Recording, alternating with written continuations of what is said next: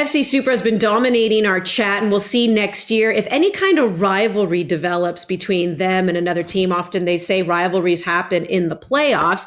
And we know that Forge and Cavalry have one of the greatest rivalries in the CPL. But given what's been happening this year, do you think Atlético Forge has overtaken that rivalry, or are you still going tried and true, Ollie? I think it might have. I didn't think I'd be saying that, but like we might have got to the point. I think this happens in rivalries over the years, where like Forge and Cavalry have been rivals for so long and competed for so long that there's almost like a bit of respect between them now for being the top dogs alongside each other for a period of time.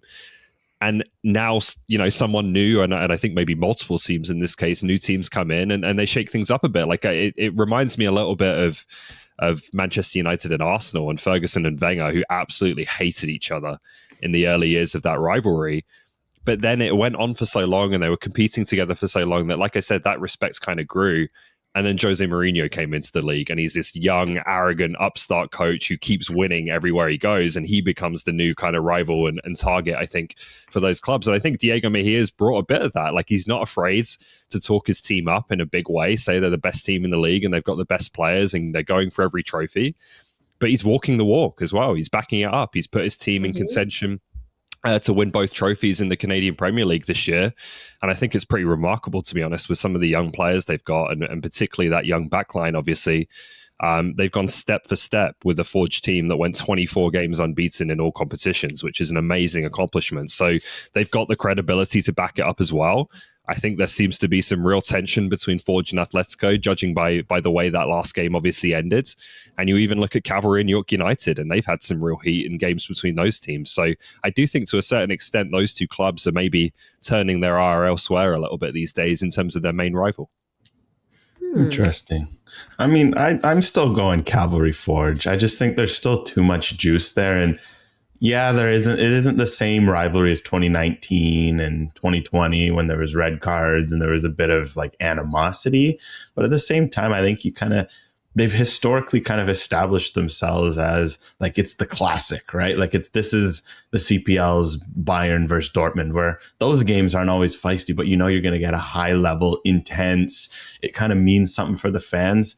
And I think that kind of sets the standard, right? Until Ottawa and Forge or any of the other combination of teams are regularly meeting deep in the season. They're battling for titles year after year, because that's kind of what Forge and Cavalry have done. But I will say it's close. Like Forge and Ottawa, there's some real potential there. And I think the playoffs can make a huge difference, because for me, the one I really like is Ottawa York. Like what Ottawa York did all of last year, culminating with that just bonkers playoff game they had last year.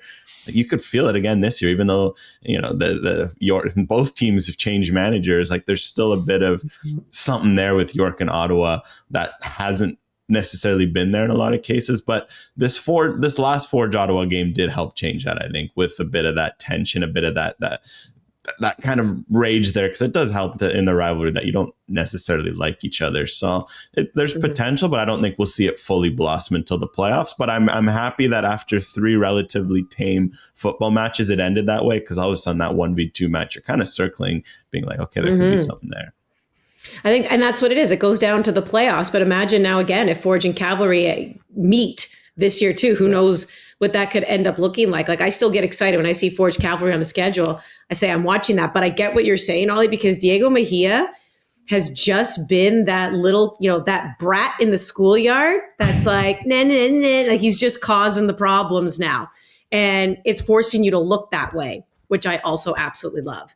But he's backed it up, right? Like, and yes, that, he has. He's got to, and that's what they've got to continue to do, right? Like doing it 1 year is fine, but you got to win something. You got to hope that Mejia stays at the club maybe for 2 or 3 years to really develop that, and that's how I think rivalries really kind of take on a more permanent basis. But for now, they're making noise. Yeah, it's consistency, right? See, if Cavalry and Forge have been since 2019. Canadian Championship, CPL, Forge always kept winning. And finally, Cavalry was able to do it last year, but I don't think that's the end of their story. Let's snapped Forge's unbeaten run this year is Cavalry. Sorry to butt in there, but there you go. Like it wasn't Ottawa. It keeps writing itself, AGR. You're right. It just keeps writing itself. We could just dedicate this whole show to the Forge Cavalry rivalry. All right. I guess that is the rivalry that'll keep on giving. We agree. It's Forge Cavalry, but Atlético Ottawa kind of getting in there a little bit.